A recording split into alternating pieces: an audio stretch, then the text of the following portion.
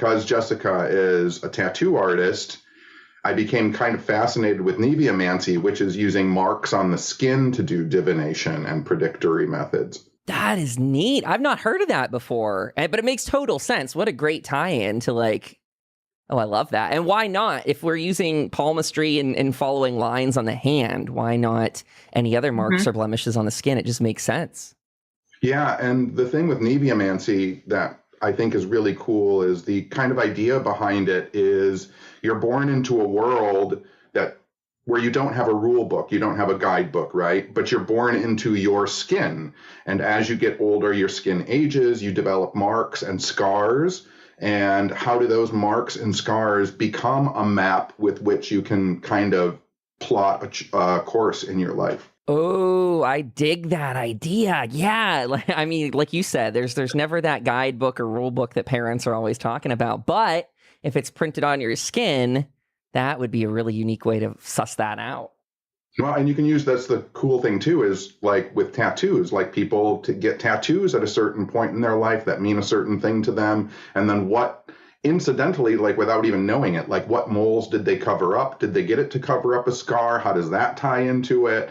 Like it really is deep, and it's super strange that things like palmistry became, and even people reading skulls. I mean, like there were all of these things that took off, but simply looking at the moles that you were born with and saying, like, what does this mean? Like I have a series of moles on this arm that look like the constellation Orion, and they're just naturally there. Like, what does that mean that I have Orion on my right hand, which is so dominant in my life? Why do I have the hunter?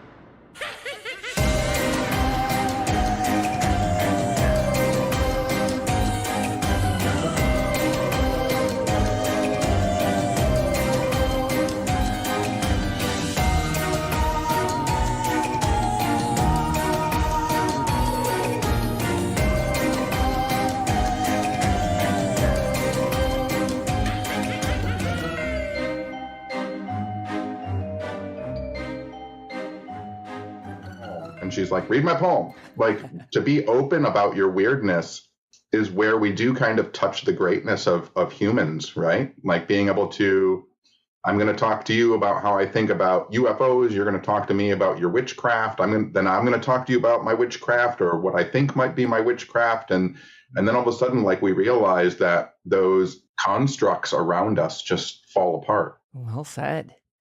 I have some questions about your witchcraft too, if you might want to go into this conversation. Jess, you highlighted this earlier on Twitter that so after our seance last night, I noticed a big old crack in the wall of the room we use. Jess said you've run into some trouble with some seance cracks of your own. I don't know if you're comfortable about disclosing, but I think that'd be fun to hear. Oh, yeah, for sure. I have, over the years, every place that I live in, I put a kind of psychic force field over my house to keep out anything that I don't want in my house. That's a plus, and it has obviously a pro and a con to everything. One of the cons to that is that the force field I've created is so strong that if I try to astral project, I just wind up in my kitchen. Like, I can't even... Like, I just end up going from my upstairs bedroom down to the main floor, and I'm like, well, that was pointless. But I was doing a session. Greg and Dana were over, and Jess was over, and we were going to do a Facebook Live talking to this mannequin head that I retrieved on an investigation. And so I had to pull the force field down so that we could communicate, so things could come in. And the day that I pulled the force field down around my house, the crawl space to my house flooded, and then the back half of my house, which is an addition, the seam along the ceiling where the addition is just...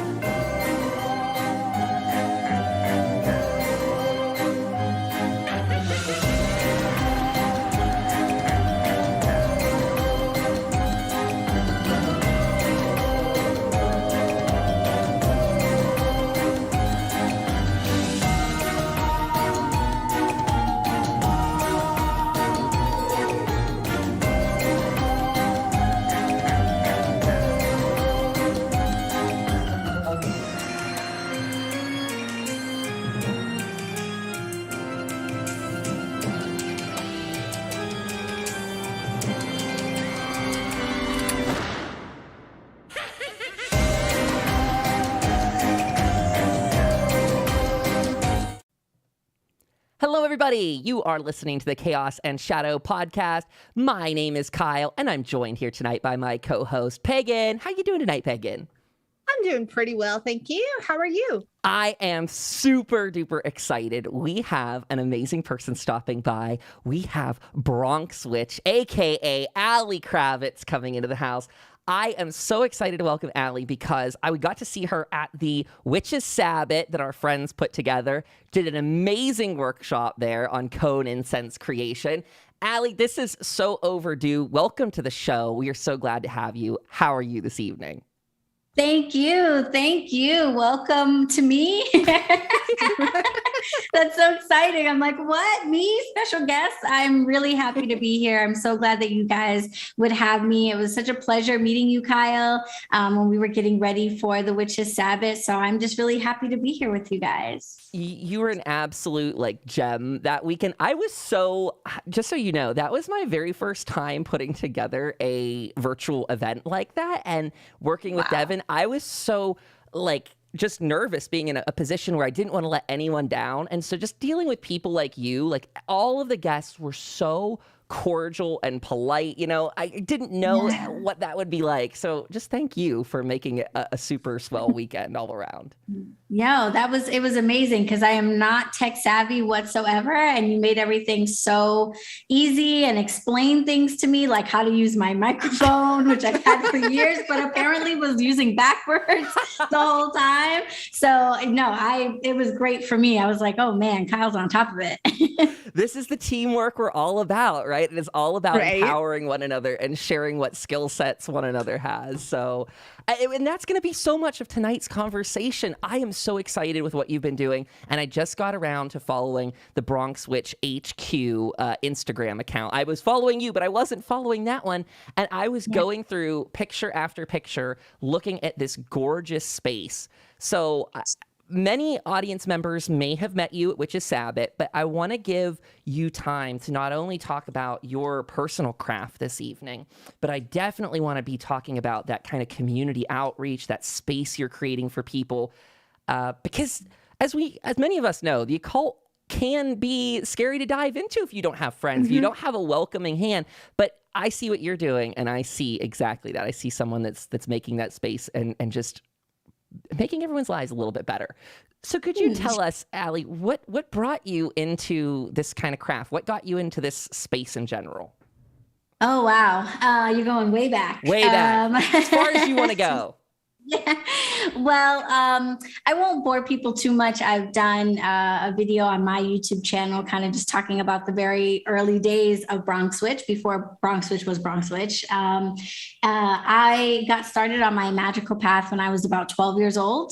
I grew up in a pretty traditional Christian family. My family's from the South, from Charleston, South Carolina. Shout out Chucktown. And a very religious, very Christian family. So church every Sunday, in the choir, only going to church sanctioned events as a kid, like the whole thing. And I had some questions that people couldn't answer. And the answers that I got helped me to see just very early. And I don't know necessarily why I was asking those questions. I mean, I have like supernatural ideas of like past lives and being on this path before and that kind of stuff. But like in this life, there's really no explanation for why I was asking these questions, because the occult, witchcraft, just anything that wasn't very sort of strict American Christianity was never even, we couldn't even watch television shows like with those types of topics. So the fact that my brain was even operating on this wavelength of like, there must be something else out here, I don't really know where that would have come from. So I started asking some questions, some really sort of what I thought were like simple questions. And I wasn't getting good answers. And I realized that the scripture, this beautiful, ancient, complex text, was not the same thing as the religion that people had built around it. And again, I was 12, so how I was even on this, but I was, and I was like, oh, okay. So you guys got together and decided to like meet on Sundays and dress in this way and do these things, but none of that is actually in this book. And I realized that religion is made up by people. And that's great, because people create religions for the purpose of trying to understand the ununderstandable, to get closer to what some people call God or the divine or source. And that religions are created really at the end of the day for people to try to anchor themselves in something and find peace and prosperity and happiness in their lives. But I think what became clear to me then, and I still believe now, is that too often people lose sight of that very important fact, which is that religions are made by people. And the scripture that they are based on may have been ordained by a higher power. They may have been channeled by human beings from a higher source. But the religions that we create around them are made by people. And if that is true, and you don't have to buy that, but if you do, then aren't we free to choose the one that works best for me, this people? And that started my journey of researching other religions other than Christianity, and I found Wicca. And that was just a moment of, oh, okay, I like this one. And I have decided for myself that religion is something that I, one, don't have to have, but if I am going to have one, it's going to be one that I enjoy. And that kind of started that whole path. And as you guys know, Wicca is a religion that practices magic. And so practicing magic became something that I started to explore and to learn how to do. And here we are 23 years later. I love it. I love it. Peggy, go ahead. It was funny the way that you were describing your childhood. I'm like, wow, did she and I grow up in the same church together? Wow. Because that's what it sounded like. Your story was very similar to mine. And it was one of those things that was very interesting. But I like the way that you described that religion is made by people. And that's something that I have heard a lot of practitioners talk about. I've heard a lot of people talk about. But it's very hard to also kind of get that message across to a lot of people, because people are like, no, religion is made by God. No. Religion is made by man. Right. The divine message comes from God, and however it comes, or God, and I'm using God loosely. I'm not saying that the one true God, I'm just using it very loosely in that regards. But it's very funny how we get so caught up in all of the practice of religion that we tend to lose sight of what we're actually supposed to be doing and who we're supposed to be worshiping with. Right. So and I think that history plays a huge part of it. And unfortunately, we don't, especially in America, because education system,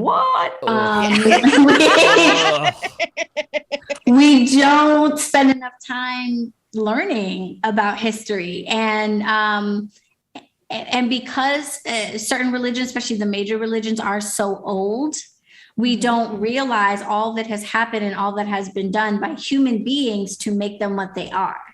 Mm-hmm. And I think that a lot of people get the misconception that, whether we're talking about Christianity or Judaism or Islam, that the way we engage in these religions now is how they were engaged in thousands of years ago. And it's like, no. Actually, there was no such thing as a Christian when Jesus was walking the face of this earth. Yep. Later on, people like you and I, flesh and blood people, came together and said, how do we worship this guy named Jesus? And how do we incorporate his teachings into our lives? And all of that stuff. And then there were some kings that got involved and rewrote some stuff. And, right. Some clergy members decided that this was bad and that was bad. So they took that out and they put this in. And when you actually study the history of the evolution of these religions, I hope that it doesn't take the beauty or appeal of them away from anyone, because I have no interest whatsoever in taking faith away from another person at all. So I hope that by learning more about the history of them, rather than being taken away from a religion that you have chosen, you understand your role in its development and in its integration into your life, Mm-hmm. So that part, I'm always just like, guys, just it's written down. We wrote these things down. Like, you can learn these things. It doesn't have to be a mystery. You make such a good point about taking ownership over the religion that you practice. And like you just said, the role that you play in it. I think many of us in this probably information age, and this is speaking from my angle as a millennial born in 91, that like with the internet the way it is, it feels like so many things are set in stone, that there are these just pillars of history that stand and you don't have so much control over them because they've been there for thousands of years. But like you just pointed out, most of these things get changed in the last couple decades. Even we make massive sweeps and changes. So if you're going to practice something, it should be something you love. And like you said, Aly, educate yourself, because you have the potential to, if you don't like the course of where it's going, you can save it. You can be that change in it. So gosh, I didn't even know these were like what we'd be talking about tonight, but I'm already in love with it. It's really fun to kind of talk about these topics though, because like you were just saying, Kyle, that being the change in something that if it doesn't seem right and it seems just way off the wall, and we've seen way off the wall in just the last 10 years in a lot of religions. And we could talk about gatekeeping, we could talk about everything from fundamentalist kind of ickies that come with a lot of religions. And in those regards, it's one of those things that we really should be taking a look at all different aspects of whatever religion that you choose to follow, whether it be paganism, whether it be Wicca, whether it be Buddhism, Hinduism, Islam, you name it, whatever it is, learn your history. Please learn your history about your religion, because if and you're not doing it, you're making a mistake. And to Kyle's point of like, I didn't know we'd talk about this. I think people, they come to it's a decision that I made to have like my internet name be BronxWitch. It could be anything, and it's not a decision that I take lightly to kind of lead so openly with this, like, I am a witch thing, because people come to that word with a lot of misconceptions. They come to the Bronx part with a lot of misconceptions too, but they come mostly to the witch part with a lot of misconceptions. And, I think people are surprised when they talk to me, because almost immediately the conversation goes to God. Like very quickly with me. And we could be talking about like the groceries somehow. I'm like, God's bounty. Bless. And they're like, what? You're a witch? And I'm like, yeah. That actually does not mean that I'm like out in the woods, like howling to the moon, sacrificing my soul to like demonic entities. Like, that term is one that I carry like really proudly. And I hope to write a new history about, but also to clarify the history of that word, and help people to understand why it is that they have such misconceptions, and often such negative misconceptions, about what a witch is, and why they're so surprised to hear a witch talk about things like God and religion and, all of that. Mm-hmm. I think that's I've heard a lot of practitioners in the last few weeks, let alone, in the last year or so, talk about reclaiming titles. And the witch is one of those titles that they feel like, a lot of them feel like it needs to be reclaimed, because there's a lot of negative connotations that have come from places of Christianity, places of history. And what are your thoughts on that? Do you feel like the title needs to be reclaimed? Definitely. I think that the term has been really done a disservice by religious, fundamentalists and folks like that, and Hollywood, that has like really taken advantage of that and understood that fear sells and sensationalism sells, and all of that stuff sells. So if you already have sort of like an enemy or an easy target, then you can really blow that up and make great movies and all of that stuff. And I love those movies. Rosemary's right. my favorite scary movies, but like it definitely has distorted what witches actually do.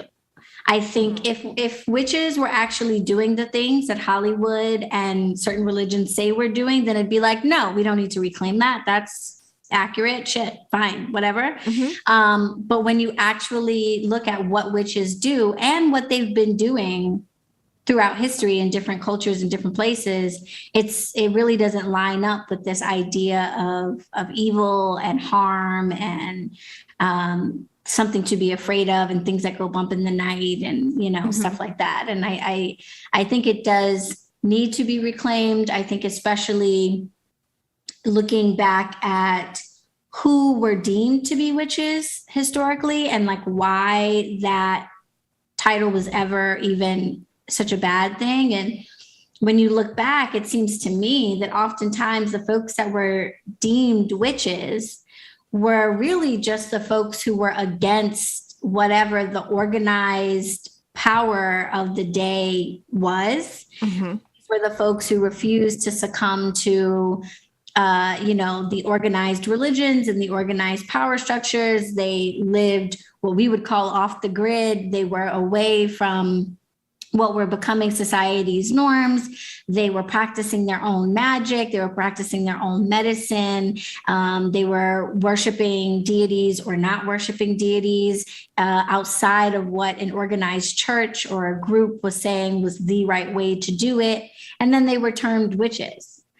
And when I look at that and I see that, I'm like, well, I always want to be aligned with the rebel force. Like I always the ones in the woods who were like, no, we're not going to do it this way. So I'm like, yes, witch over here all day. Let's carry that term with pride and help educate people as to why that term was considered something negative in the first place. It was really just about, demonizing the people who didn't want to go along with whatever the power structure was of the day. And in most cases, women who didn't want to go along with the patriarchal power structure. So when you actually learn who got termed witches, for the most part, you realize that these are folks that I think a lot of us actually would totally be down with, like hanging out with. Yes.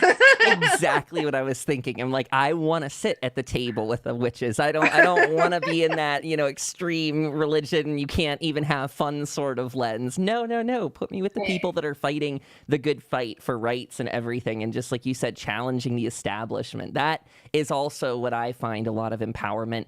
Thanks to just the communities that we've been part of and the friends that we've made along the way. That is a theme.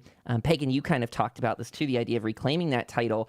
That is something so powerful. I'm seeing more and more and more, like you point out. I hope it continues. I hope we can use that kind of drumbeat to push back. And maybe, Aly, I don't want to spend too much time on this topic, but it's worth always having these days.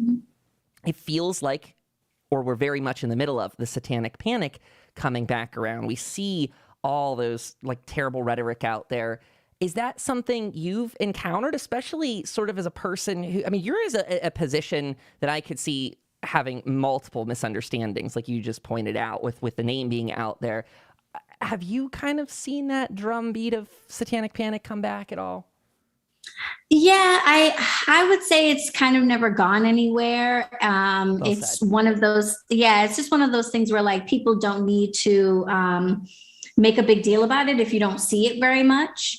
And with spirituality and magic being so much more interesting in the mainstream in the last, especially in the last 10 years or so, there's always going to be a kickback when that's happening. When I was first starting my journey in the 90s, you couldn't find a coven, you'd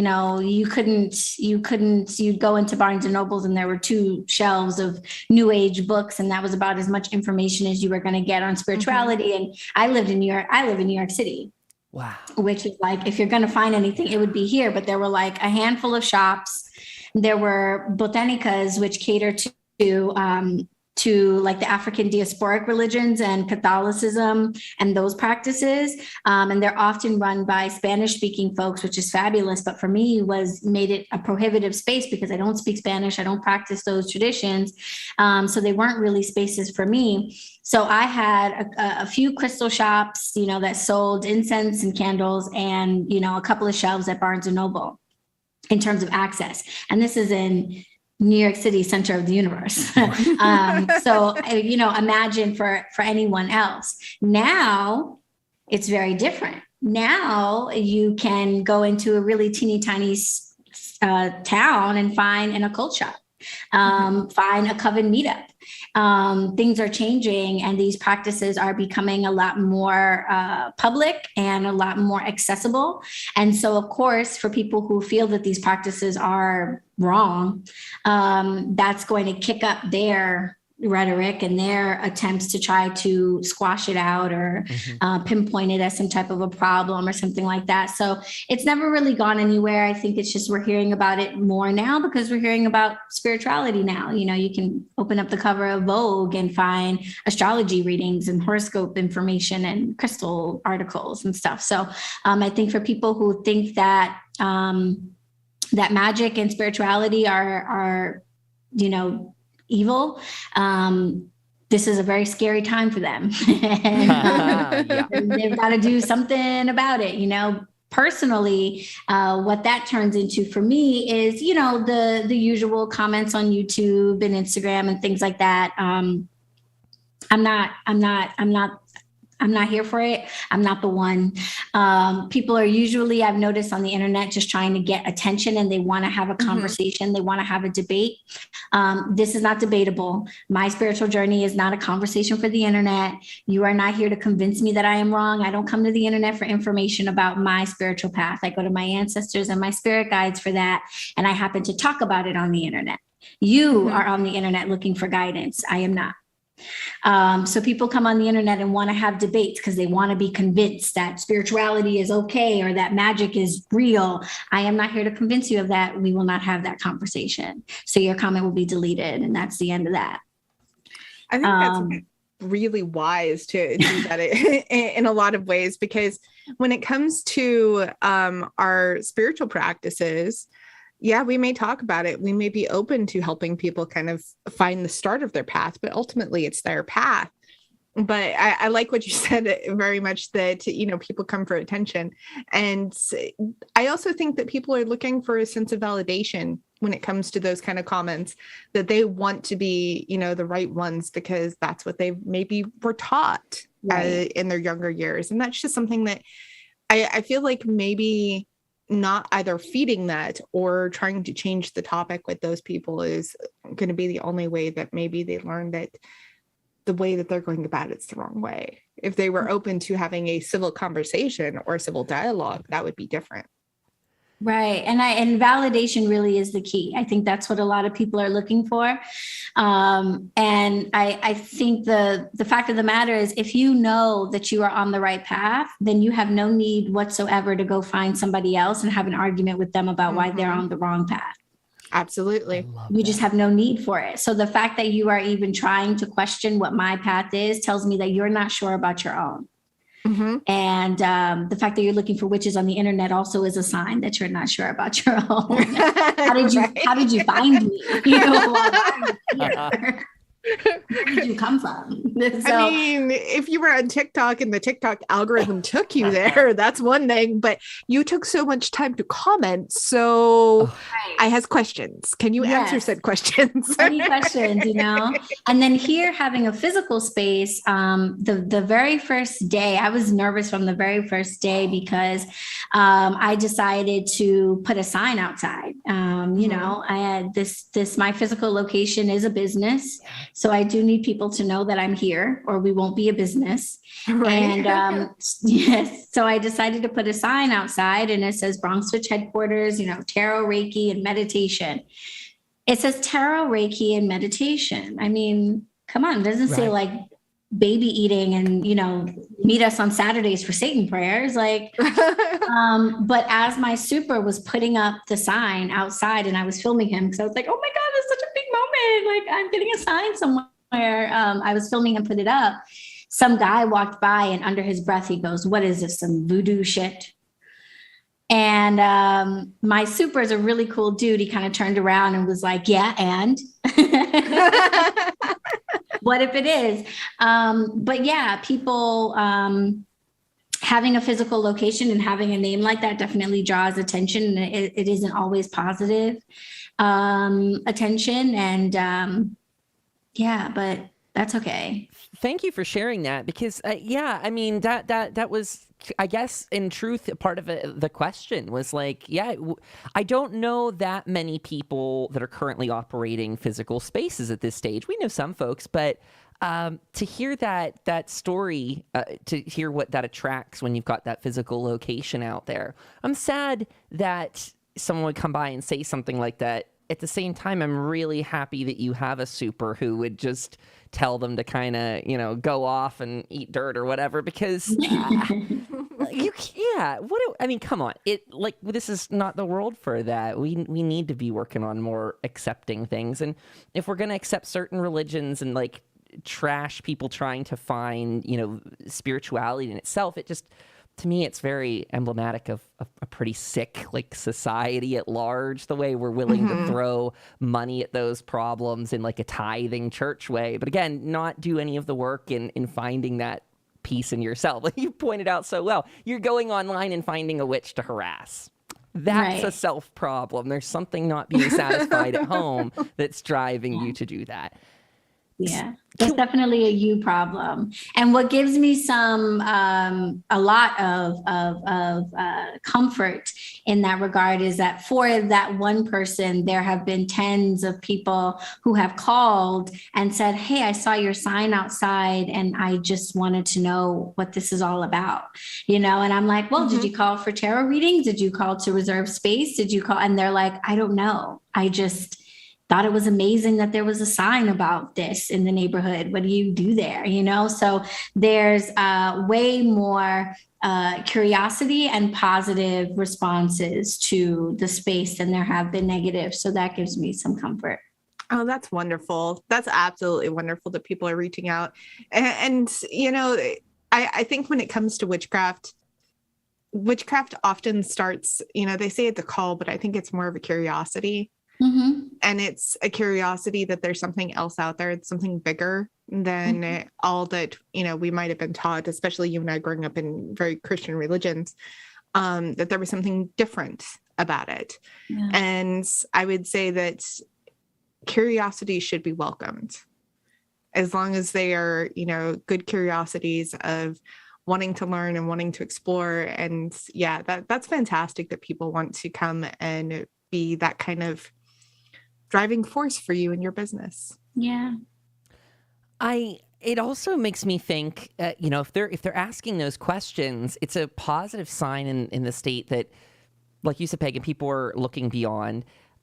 But it does show a craving, a hunger for it. But we're also now seeing what's missing, I guess, from our perspective as people that, like Aly, as you're holding that space, as you're receiving those calls, I'm imagining it's giving you a massive lesson in like what those people seem to be lacking in their lives in some way. They're interested in the fact that you simply moved in and put up a sign that makes them ask those questions. It sort of challenges a part of themselves, no doubt. And yeah. I mean, I think that's the magic of having such a space like yours where you're having different practitioners. Because and this is where I kind of want you to talk some more about the space and what you offer. But from what I've seen, you're giving other practitioners, tarot readers and the like, room to come and host in that space, truly bringing in, many different ideas and energies in one. So if you could tell us a little bit more, I'm sure our audience would love it. Yes. Thank you for letting me talk about the space because I'm really excited about it.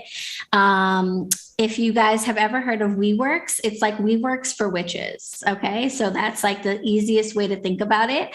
But BronxWitch HQ, BronxWitch headquarters, is a work-share space for readers, healers, and mystics. And what I've done is I've created a space where folks who are in spiritual practices can either come and do those practices for themselves in a space that is comfortable and quiet and clean and energetically cleansed, and also service their clients if they're actually doing this as a business. So if they're starting a spiritual business, there's space here for them to take clients. So there's reservable desk spaces that provide all of the amenities of your traditional office workspace. So there's desks and chargers and, USB and USB-C ports and all of that. There's unlimited Wi-Fi.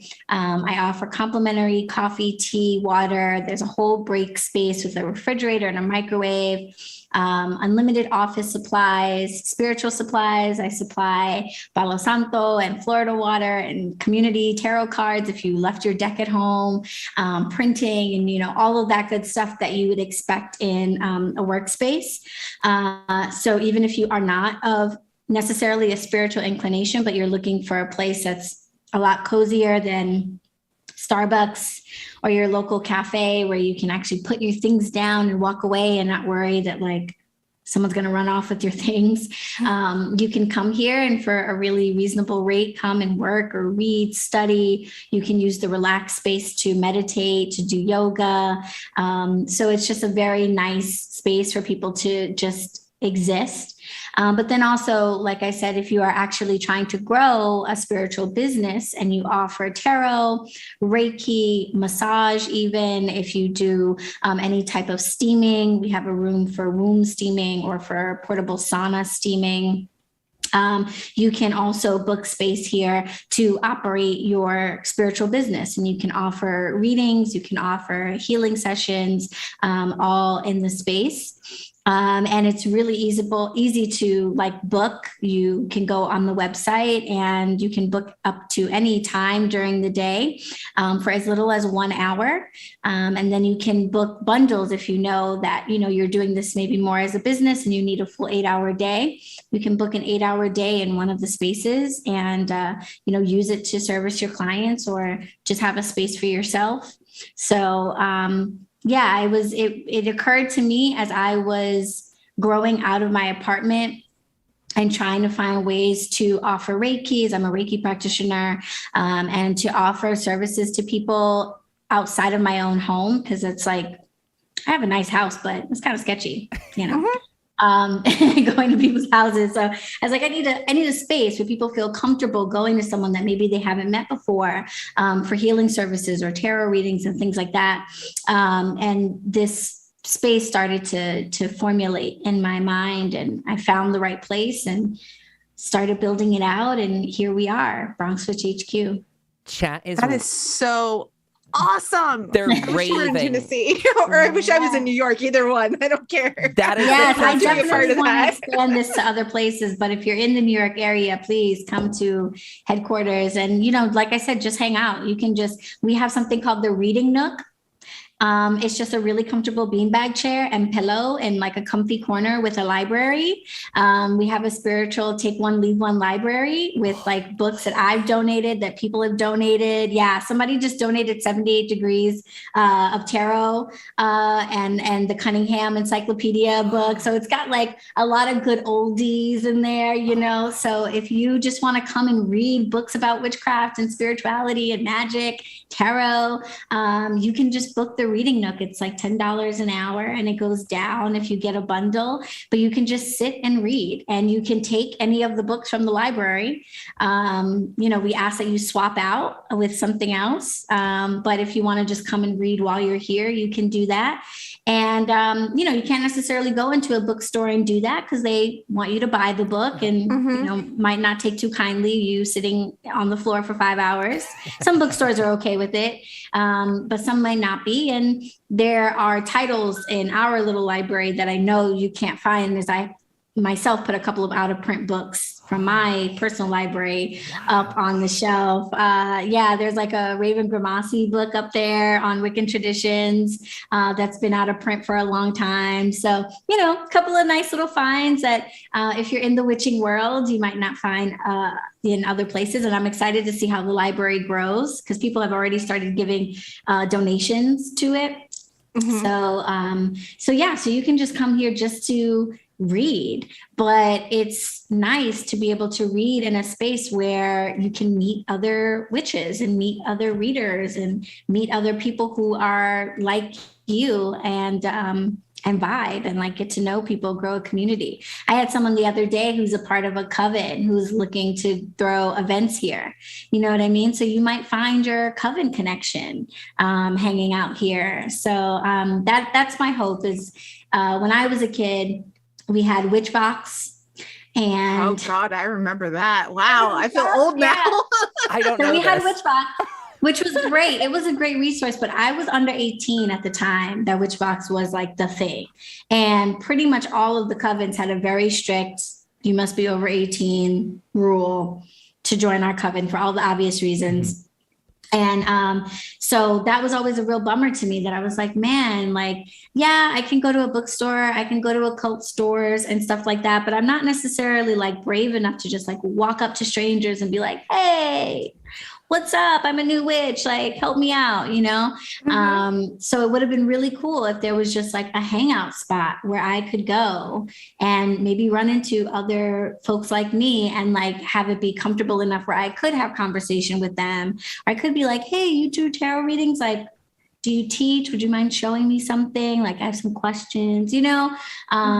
So that's my hope for headquarters, that it becomes the place where witches of all walks, all traditions, readers, healers, mystics feel comfortable coming and knowing that they're going to find other people like them hanging out and also doing similar things. You have a lot of people raving in chat about this, Aly. We got Venus in there saying, wish I lived in New York City. The HQ sounds like paradise. And yes, listen, tell your friends, even if you don't live in New York, please, follow at BronxWitch HQ on Instagram, or go to BronxWitch.com to check out more about headquarters. But please do tell your friends, because this is a really unique idea that doesn't exist anywhere else. And we've got to get this location to survive. Like, it's got to work. And then that will put me in a position to maybe bring a place like this to your city or your town. But this one's got to survive. So please spread the word. If you're not in New York City, you can still really help out the space by telling people all about it, because you never know who follows you. That might be a New Yorker or just might be in town. If you're a witch and you're just taking a trip to New York for the weekend to visit some friends, wouldn't it be cool to come hang out here? I think so. Yeah, just spread the word. Like, literally, this would be, now if you're going to New York City, this is like one of the hottest witchy destinations to go to. You gotta get that. We need, honestly, I mean, you might want to see if I don't know if those pieces are put out there, but as people are talking more and more and more about, witchy and occult things, that is a good spot to get your name into any of those, because we got Jesse and Sebastian here said, I'm so glad you have a place in the Bronx. I moved from the Bronx a year ago and I would have loved it. I'm glad other people from the neighborhood get to experience it and have a place to work. See, Jesse and Sebastian, spread that word. If you got friends back there, you need to let them know, because I love this idea. I'm personally vested in this, Aly. This sounds so fun. The idea, make this place thrive and then spread this out, because it sounded, we talked about these almost in separate parts of the interview, but you talked in the early part about how you came up in the craft and that you found you didn't have those spaces. So what did you go and do? You filled that want, you filled that need now, and you got that space out there for people. I'm really just jazzed to see this thing thrive. Yeah, I love hanging out here. Like, I work closed on Sundays and Mondays, but I'm here for this. Like, I could have done this at home, but I was like, no, I'm gonna go for the HQ, because I really like just being here. It's it has a really great vibe. I've worked really hard. I think, if you go into like a cafe or Starbucks or something like that, they've cleaned the place, but have they cleansed it? I doubt it. Okay. And this place, every morning I come in and I cleanse it with the elements and with prayer, and ask for this place to be just a safe and comfortable place for everyone who comes. And the feedback that I get from people is that they can really feel that when they're here, they don't want to leave. You just want to hang out, lay on the beanbag chairs, relax, and stick around. And I encourage you to do that. So even if you are not a practitioner, please don't feel like this is only a space for people who are working in the spiritual realm. This is just a place for people who want to feel comfortable being out and open about who they are. This is a safe place to be. I'm serious. Oh, that's so incredible. Like, hey, literally, I'm just like, I need a place like this in Tennessee. We don't have anything like this. We need one. Yes, but I do wish I'd lived in New York, because I would be there every week and be like, hi, I'm here to visit. I'm here to give readings, whatever you have, like your favorite table, Yes. I think the point about, like you said, making it feel homey and just energetically, that is so important. I've had those spaces. I've moved, as our audience knows, I've moved in many different cities in the last couple of years, from LA to Salt Lake to Pittsburgh and back. And I've been in a lot of those liminal kind of coffee shop spaces where you're just getting work done. And it fits, but it doesn't feel like the right spot for you. And just in the way you're describing it, I can already feel that kind of energy come through. You're there on the day off. You're there spending time, and that's what counts. That's what really builds that hominess. Yeah, someone the other day was like, wow, you have a closet. because there's a closet for you guys. Like when you come, there's a whole empty closet where you can hang up your stuff and put your things down. And just that touch, she was like, that makes such a huge difference. I do work share spaces and I go to cafes all the time, but I don't have a place where I can just put my things down and trust that they're safe and that I can, get up and go to the bathroom or step out and take a phone call and know that my things are going to be there and are being, watched over by the head witch in charge, making sure everything is the head witch in charge. I love alignment.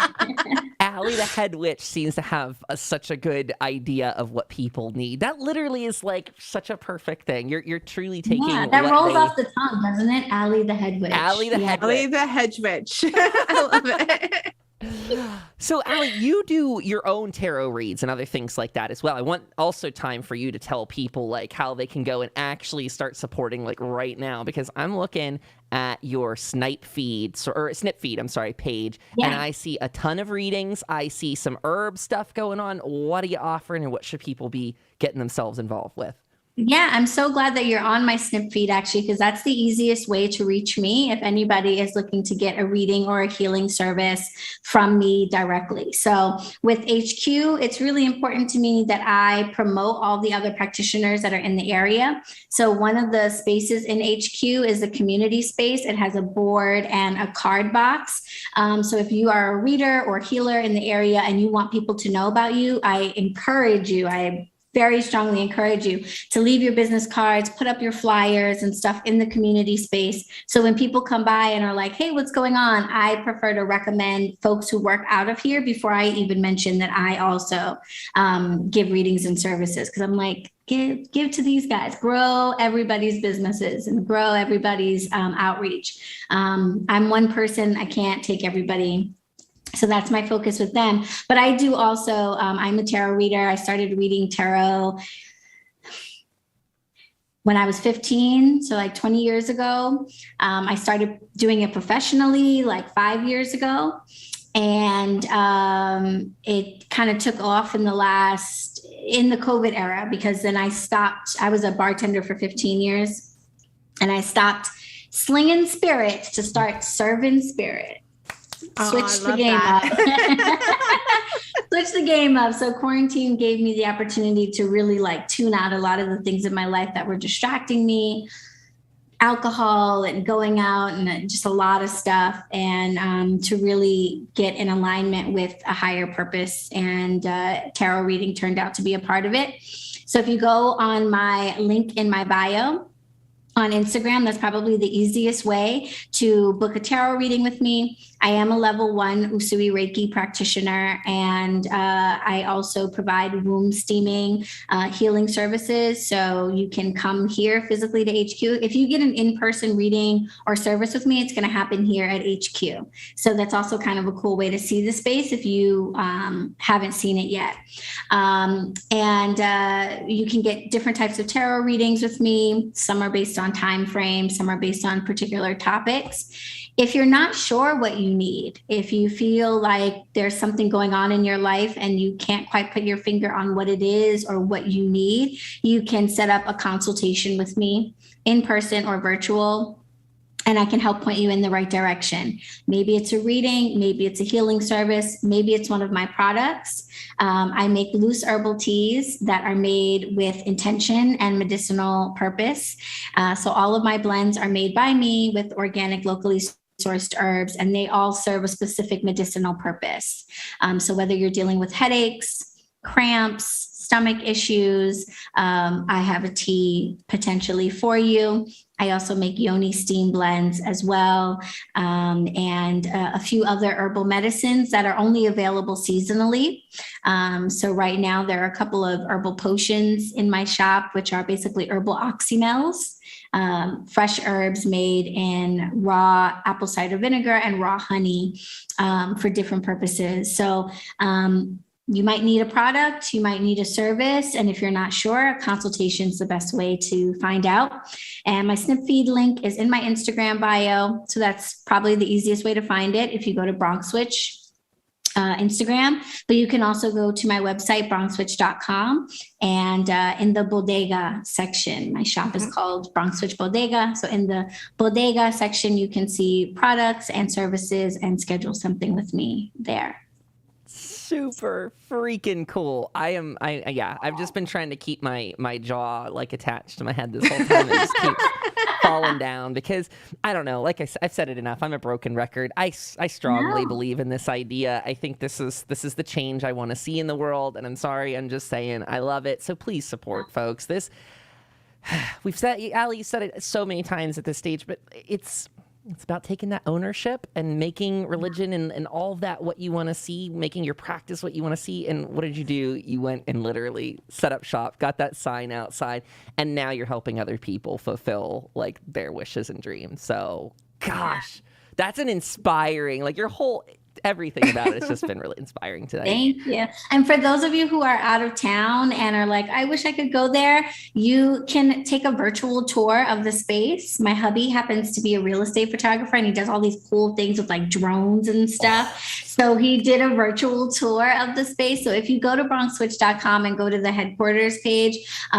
you can take a virtual tour and like click around and like see all the different spaces. And if you're local, you can set up an in-person tour. So you don't have to have, a reason to be here. You don't have to book. Just set up a tour with me and I'll show you around and we'll chat, hang out, we'll have tea, Dreams, everybody. There you go.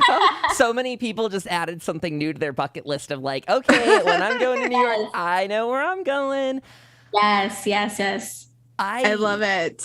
I feel like we could talk forever about this sort of stuff, and it has been such an absolute pleasure. I'm so glad that we got to do this tonight, Aly, because Pagan and I've just been mentioning your name time and time again. Like, we must have Aly by. We got to talk about a thing because, I mean, not only... We started this off by saying we got introduced through Witch's Sabbath, where you're teaching such practical skills to people about making cone incense. So just the amazing skill set you've got and that wonderful presentation, I can't help but say support. Yes. And I'm going to be teaching that workshop again because not everyone got to come to the Witch's Sabbath, and making your own incense is such a beautiful, amazing process. Like it touches on so many witchy things, like whether you're doing it as like to set up an altar or to save money on buying incense or as an offering to somebody or like to learn more about herbs. There's so much that you learn by making incense. So get comfortable checking out my snip feed regularly because I am going to do a workshop that will be available, and that's where you'll be able to like register and come take it. I didn't even say, Aly, I actually made the incense afterwards. I didn't even tell you. I'm so sorry. I forgot. I have not mastered my process. You said specifically, like, this is trial and error. You're going to have many different like highs and lows, but I got... let's say I made like 6 or so, and I certainly got 2 to burn the whole way through, and I was just so proud. I was like, Aly gave me the skill.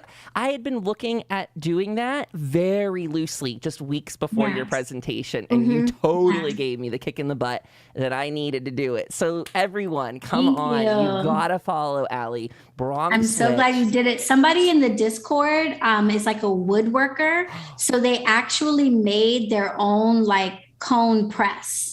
Wow. Like a cone press out of wood. I was like, okay, you are next level witch. Like I am not there. I got my silicone press from Amazon. It's like for making chocolate. Yeah. It was like $4. They actually carved a press to like press their little cones in. I was like, okay, way to show me up. But yes, that's amazing. Well, you know, so that really touches me that people went and tried it because isn't it fun? It's so much fun, and it's so satisfying when the whole one burns. You're like, yeah. You're right. It's like a puzzle. It's like I got it right. My measurements worked, and it just a blast. What we need is that person needs to make an engraved like BronxWitch HQ mold for you or something. Whoever that person is, hook Aly up with something really classy and stylish. Yes, like that's next level. That'd be so good. To everyone out there, you've heard so many ways to get in touch with Aly tonight. BronxWitch on Instagram, very easy. BronxWitch HQ for the second account, again, linked in the main profile. The snip feed we've talked about, that makes it so easy.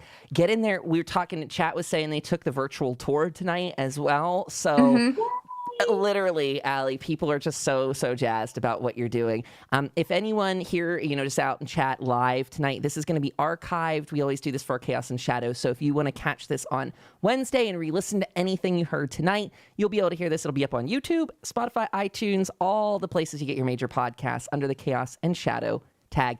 So, Aly, I think we should probably get ready to wind it down for tonight. But I got to say, I want to have you back whenever you're free to do it, because there are many more conversations and exciting just topics for us to tackle. And I'm super happy to have you here. Yes, we can definitely talk about anything. It's been such a pleasure being here. I feel so honored that you guys would reach out to me and share me with your audience. And I just want to say thank you for having me. It's been amazing. Thank you. To everybody out there tonight, we wish you the absolute best. Stay super healthy out there. Remember to be good to each other. This world is so wild and weird. Be good. Look out for one another where you can. And most importantly, take care of yourself. Make sure you're pacing yourself and hydrate. Hydrate, everybody. That's going to be where I sign off tonight. Take care. Yes. And be good. Bye-bye. Bye-bye.